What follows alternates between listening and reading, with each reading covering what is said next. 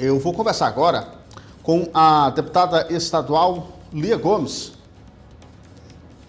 Ela vai conversar conosco a partir de agora. Vamos falar um pouquinho sobre a atuação do mandato da deputada na Assembleia Legislativa e ela gentilmente atende aqui a nossa equipe. Deputada, muito boa tarde, seja bem-vinda aqui ao nosso ponto de vista. É um prazer conversar com a senhora ao vivo. Tudo bem? Boa tarde, tudo bem? Eu que agradeço o convite para vir aqui hoje conversar com vocês.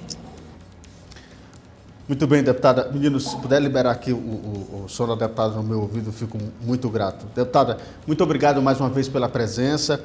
Eu queria começar falando sobre a presença da senhora nesse espaço muito importante para as mulheres, para a discussão de políticas voltado para as mulheres, que é a Procuradoria Especial da Mulher, e a senhora coordena esses trabalhos na Assembleia Legislativa. Eu queria que a senhora pudesse falar um pouquinho sobre o que trata essa Procuradoria, quais são os trabalhos que são desenvolvidos e como é que tem sido nessa discussão sobre esse assunto na Assembleia Legislativa. Bom, a Procuradoria da Mulher é um equipamento que é ligado, faz parte da estrutura da Assembleia Legislativa, que é onde trabalham os deputados estaduais. Ela é um equipamento que faz um atendimento às mulheres vítimas de violência. A gente trabalha com equipe de psicólogas, assistentes sociais e advogadas que atendem essas mulheres vítimas de violência, mas a gente trabalha também em outras frentes, A gente tem feito uma parceria com as mulheres, as vereadoras das câmaras municipais, buscando que elas consigam criar dentro dos seus municípios, equipamentos, procuradorias municipais, que atuem do mesmo modelo da gente, mas dentro dos municípios, vinculada à Câmara de Vereadores. Outra função da Procuradoria é fazer o que a gente chama de trabalho preventivo. Nós trabalhamos bastante com palestras, esclarecendo as mulheres sobre os 5 tipos de violência da Lei Maria da Penha, disponibilizando uma linha de crédito. Nós vamos começar agora com esse programa que chama Donas de Si. Nós vamos visitar 50 municípios, levando o Crédito Amigo para as mulheres que são pequenas empreendedoras, e aí esse empréstimo com juro baixinho para ajudar a impulsionar o negócio delas, ou iniciar o negócio para aquelas que não têm ainda, a independência financeira das mulheres, porque a gente sabe que uma das causas da mulher se submeter à violência doméstica é a falta de autonomia financeira dela, que ela não consegue se manter sem o dinheiro, às vezes, do agressor. Então, a gente busca o empoderamento feminino, esclarecendo todas as leis, para além da Lei Maria da Penha, todas as leis que protegem as mulheres a nível nacional e estadual, sobre as leis aqui do nosso estado também. Fora isso, a gente faz um fortalecimento dos mandatos das vereadoras, fazemos formações a cada 2 meses, a gente reúne todas as procuradoras e fazemos palestras, para que a gente possa cada vez mais ampliar, discutir temas, por exemplo, como relacionamentos abusivos. Muitas mulheres ainda sofrem violência sem saber que estão submetidas à violência, porque eu costumo falar que a Lei Maria da Penha, ela é muito conhecida, mas muitas pessoas ainda acham que ela só cobre a violência física, e a Lei Maria da Penha, ela traz outros 4 tipos de violência: a violência moral, a violência sexual, a violência patrimonial e a violência psicológica, que muitas vezes é muito dolorida, que mina a autoestima das mulheres, adoece, muitas mulheres ficam depressivas, e que traz um ambiente absolutamente hostil dentro da casa para a criação dos filhos, dos nossos filhos. Infelizmente, as pesquisas mostram que crianças violentos, elas tendem, especialmente os meninos, eles tendem a repetir esse comportamento quando se tornam adultos e constroem as suas próprias famílias. Perfeitamente. Deputada, A gente tá vendo, e sobretudo na última semana a gente viu isso com maior rigor, porque a gente viu o TRE formar maioria em relação ao caso do PL, justamente por ter está sendo investigado, e isso já analisado pelo TRE, essa questão da possível fraude à cota às mulheres, enfim, do partido, enfim, não cabe ao assunto. Mas minha pergunta é mais direcionada à questão: como é que a gente pode ter dentro do parlamento, e aí digo no parlamento de forma geral, nas câmaras municipais, na Assembleia Legislativa, até mesmo no Congresso Nacional, a maior presença de mulheres, né? A senhora que está no parlamento e pode também compartilhar conosco, quais são os principais desafios de ser uma mulher com um mandato, né? Como é isso? E como é que a gente pode também trabalhar, até mesmo para as próximas eleições, esse protagonismo feminino como voz ativa no parlamento? A mulher parlamentar, ela sofre também a questão da violência, né? O fato da gente ser mulher não isenta, não existe classe social, não existe nenhuma profissão que a mulher exerça. Aí eu falo como regra geral, claro que tem as exceções, que a gente não sofra violência. E no nosso caso, a gente chama de violência política, né? De gênero. Essa violência aparece muitas vezes quando você subestima, quando os nossos colegas deputados, vereadores, políticos no geral, deputados federais, senadores, subestimam a fala das mulheres, menosprezam. A mulher na política, ela é muito julgada. É uma pergunta que se faz somente para as mulheres, não se pergunta isso para os homens. Por exemplo, com quem elas deixam os filhos para estarem lá trabalhando na Assembleia ou na Câmara Federal. E a gente nunca se lembra de perguntar isso para os homens: com quem você deixou os seus filhos para estar aqui? E aí os estudos mostram, né, tem vários órgãos, a ONU, que estuda a violência política contra a mulher, que mostra que nós somos mais interrompidas do que nas nossas falas. Isso também é uma coisa que ela vai até as ministras do Supremo Tribunal Federal. Teve uma pessoa que estudou isso e mostrou que elas são mais frequentemente interrompidas nas suas falas pelos homens. Então, é um pouco hostil para nós mulheres, mas as coisas estão melhorando cada vez mais. A gente tem conseguido trazer homens para a nossa causa. Eu costumo dizer que se esse combate à violência ele ficar restrito somente às mulheres, vai ser muito difícil, vai demorar muitos e muitos anos ainda. Consiga a ação também que estudam essa questão da igualdade das mulheres, estimam a continuar nessa velocidade que nós estamos hoje, muito lenta. O Brasil vai levar cerca de 250 anos para as mulheres atingirem a igualdade com os homens, nos mais diversos aspectos, né? Na questão salarial, na questão da redução da violência, na divisão dos trabalhos domésticos. É importante que a gente discuta esse assunto.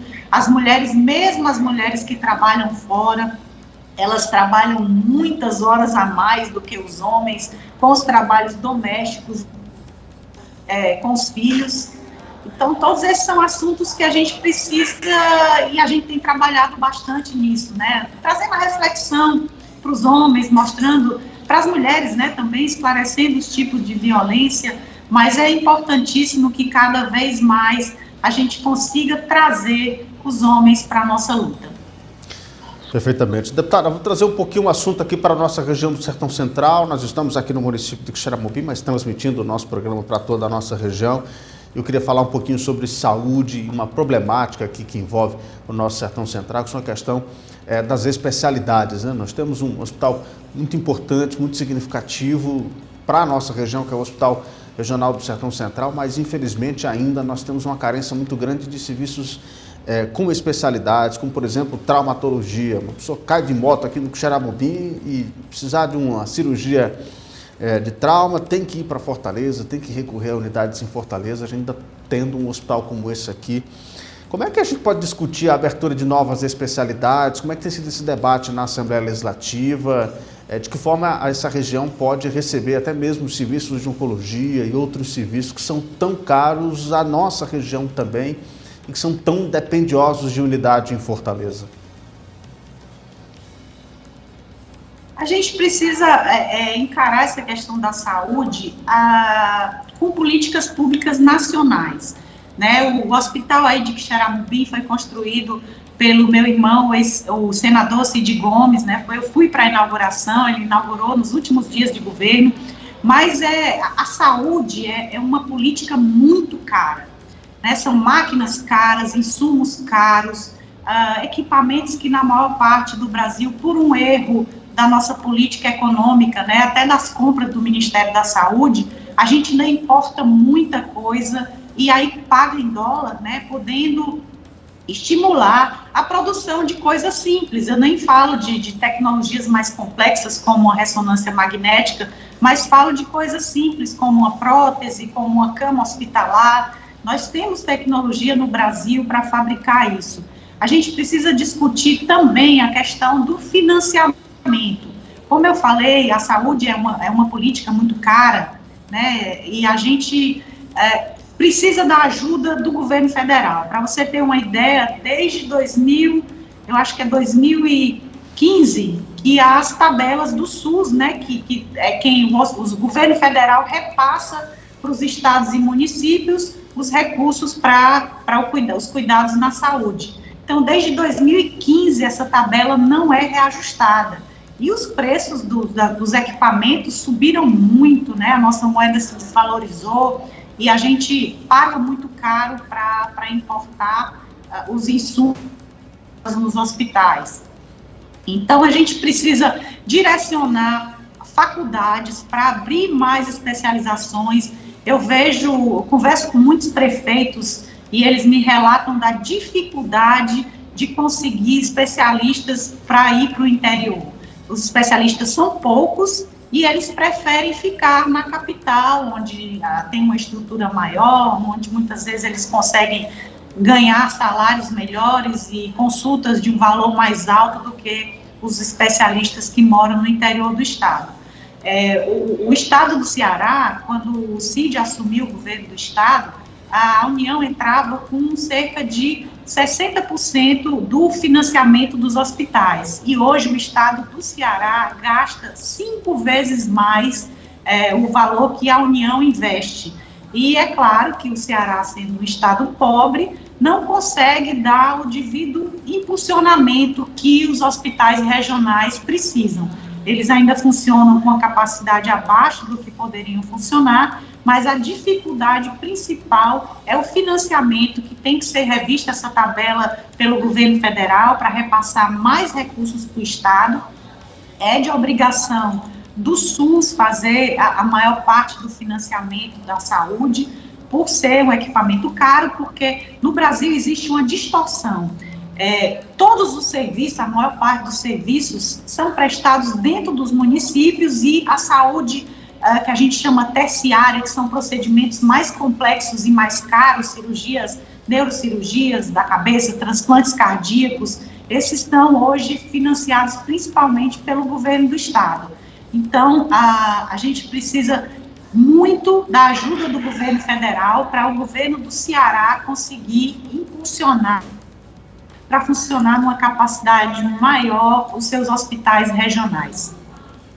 Pois é, esse é um assunto realmente muito complexo e que precisa, inclusive, o Ceará recebeu a visita da ministra da Saúde, ela esteve no Hospital do Vale do Jaguaribe, lá no município de Limoeiro do Norte. O Ministério da Saúde anunciou recursos na monta de quase 150 milhões de reais para ajudar no funcionamento, no efetivo funcionamento daquela unidade também, na região do Vale do Jaguaribe. Mas falando sobre saúde, uma demanda muito grande também aqui da nossa região é a questão das cirurgias, né? E a Assembleia votou recentemente um projeto, foi enviado pelo governo, justamente para acelerar esse processo de cirurgias que estão, os cearenses, sobretudo aqui da nossa região também, dependendo, esperando muito essas cirurgias. Deputada, isso é um dilema de muitos quixeramobinenses, de muitos amigos nossos aqui da nossa região. Vai aqui mais um pedido também em reforço para que isso ande um pouco mais, que a senhora também use a sua voz aí na Assembleia por essa demanda na nossa região, porque realmente tem muita gente esperando cirurgia e olha, é um drama que a gente vive em alguns casos e isso é muito dependioso e vai aqui o pedido em nome da nossa região do Sertão Central, também esse reforço para que esse processo ande logo e que a Assembleia também possa debater e fazer essa ponte para que isso seja rapidamente solucionado e essas pessoas tenham acesso a essas cirurgias que são fundamentais para garantir a saúde dessa população. E o governo, nós votamos na Assembleia, né, um programa que visa diminuir as filas de cirurgia. Estima-se aí que existam pelo menos 60 mil pessoas esperando cirurgias e exames especializados aqui no nosso estado. O governo vai investir 130 milhões, aí mais uma vez eu ilustrando o que eu falei, né? 105 milhões vão ser recursos do próprio estado do Ceará, do povo do Ceará, e 25 milhões vão vir do governo federal. Pois é, para você ver a disparidade que existe nesses valores, né, e que precisam ser realmente revistos. Ô, deputado, vamos falar um pouquinho também sobre política, vamos falar um pouquinho sobre o partido da senhora, vamos falar sobre o PDT. O PDT está na base do governo do governador Eumano de Freitas, mas tem algumas vozes díspares dentro do partido. Como é que tem sido conviver aí na Assembleia Legislativa? Como é que tem sido essa situação? Como é que a senhora analisa esse momento do PDT aqui no Ceará? É um momento ruim para nós, né? A gente vinha tanto com unidade no partido como de uma aliança que começou lá em Sobral, em 1997. Sobral, a gente já faz essa alternância de poder, já teve prefeitos do PT ou vice-prefeitos quando a gente era cabeça de chapa, e infelizmente a conjuntura política da última eleição nos levou a esse racha. O PDT tem 13 deputados, 10 deputados, né? Eu inclusive estamos apoiando o governo Eumano, fazemos parte da base de apoio do governo. E mais 3 deputados estão na oposição. Mas a gente convive bem, inclusive eu sento do lado deles, dos 3 que estão na oposição, são meus companheiros, a gente tem uma relação muito respeitosa, mas está muito politizada a discussão na Assembleia, né? Já estão trazendo muita questão da eleição municipal, né, para prefeito de Fortaleza. Então, a Assembleia, muitas vezes, ela acaba ficando com um pouco de clima de Câmara Municipal, né? São trazidos muitos assuntos críticos ao governo Sarto, e aí os 3 que fazem parte da oposição são os que mais defendem o prefeito Sarto. Mas é o que eu falei, a convivência é pacífica, a gente se respeita, e eu espero que a gente consiga, alguma hora, voltar a ter essa unidade no partido. Se Fortaleza, isso nos enfraquece, né, como partido. Eu acredito que nós vamos perder alguns deputados a hora que abrir a janela de filiações, mas vamos continuar batalhando, fazendo o nosso trabalho da melhor maneira possível. Havia rumores na imprensa alguns dias atrás de que o irmão da senhora, o Cid Gomes, pudesse deixar o PDT, e ele reafirmou que isso não é possível e que ele permanece no PDT, que está feliz no PDT, está bem no PDT. É a mesma pergunta que eu faço aqui para a senhora está bem no PDT, deve permanecer no partido, mesmo com esse racha dentro da sigla?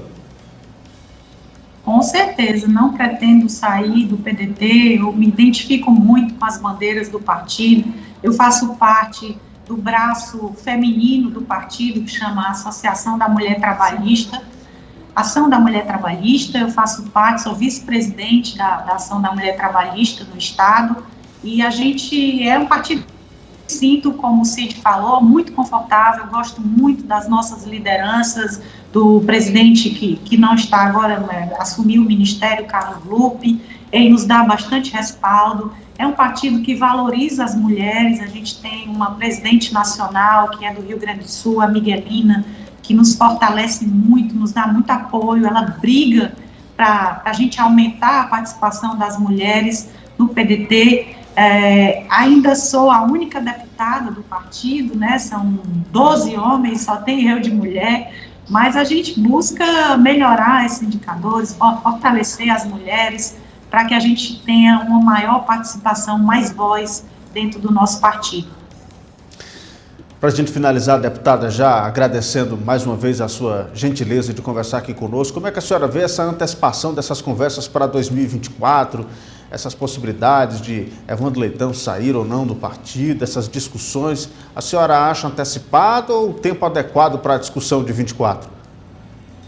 Eu acho antecipado, porque muitas vezes a gente acaba não discutindo os assuntos que são estaduais, né, que a gente deveria estar focando mais nessa questão, mas acho que é uma coisa natural da política, porque a estratégia das eleições, o Brasil tem esse modelo de a cada 2 anos, então a gente vive ano sim e ano sim a discussão, porque um ano é um ano de eleição, o ano seguinte já é o ano pré-eleitoral, e a gente sabe que a política é um xadrez, né? Tudo que a gente vai conseguir na eleição depende muito dos passos, né? Do planejamento antecipado, das posturas para as alianças, e isso sempre é feito de maneira precoce, mas eu acho que se dá muito por essa questão da gente ter eleições a cada 2 anos. Se elas fossem a cada 4 anos, como já foi no passado, a gente não teria que viver nesse clima pré-eleitoral e eleitoral. É política todo dia, né, deputada? Não tem um dia de sossego. E a senhora está dentro de uma família que a política está na veia, né? Eu costumo falar, né, às vezes tem algumas críticas que a gente, como família, enfrenta, né, que eles dizem que tem muito Ferreira Gomes na política, mas eu costumo dizer que esse é um fenômeno que acontece em todas as profissões. A gente tem famílias inteiras que são todos médicos, a gente tem família, lá em Sobral eu costumo citar um exemplo interessante, tem uma família que são 5 irmãos, todos eles são cabeleireiros, a gente vê para a carreira, vai muito do que a gente conversa em casa, do nosso dia a dia. Eu convivo com a política dentro da minha família desde meus 10 anos de idade, quando meu pai foi candidato a prefeito em Sobral, e de lá para cá foi Ciro, Cid, Ivo e agora eu. Porque eu sou uma apaixonada pela política, eu acho a política uma ferramenta, eu acho que é a melhor ferramenta para transformação social. Eu costumo às vezes até ilustrar uma fala do Papa Francisco, que ele diz que todo cristão tem a obrigação de participar da política. A política, ela está um pouco desmoralizada, mas ela ainda é o meio que resolve a nossa vida. O preço do combustível, a gente acompanhou aí as primeiras medidas de redução do lucro da Petrobras, é quem decide, como eu falei aqui com você, as questões da saúde, as importações, a revisão de tabela do SUS, salário mínimo, a cesta básica, os juros, tudo na nossa vida passa pela política. Então, as pessoas precisam participar mais. A política é muito empolgante e eu às vezes lamento porque a imprensa no geral, não vai aqui uma crítica a você, mas a imprensa no geral, o engajamento nas redes sociais, quando o jornal era de papel, tudo que é negativo repercute muito mais do que as coisas positivas. Se um prefeito inaugura uma escola de tempo integral na cidade, é muito difícil que a imprensa noticie isso, a não ser quando os assessores já têm um contrato, né, com os jornalistas para divulgar as obras. Se não for isso, ninguém fala. Agora, se falar de um prefeito ou um vereador que está envolvido no caso de corrupção, isso ganha uma dimensão grande, todo mundo quer comentar e compartilhar, então acaba que traz esse prejuízo para as pessoas, especialmente para as pessoas sérias que estão na política, que existem muitas, mas o negativo é sempre muito mais ressaltado do que o lado positivo, as realizações que todos os políticos bons estão fazendo aí Brasil afora.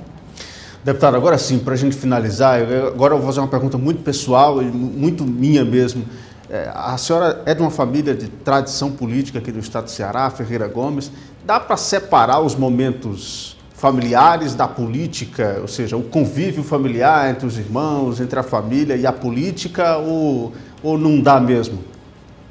É um pouco difícil porque a gente sempre foi acostumado, como eu falei aí para você, desde 1976 que meu pai entrou na política, a gente sempre marchou unido, e essa divisão até que foi na última campanha que um foi para um lado, o outro foi para o outro, é muito ruim, mas eu acredito que a família vai voltar a trabalhar junto, a ter essa unidade, porque o amor entre irmãos, ele sempre prevalece. Então, eu acho que as mágoas com o tempo vão ser amenizadas.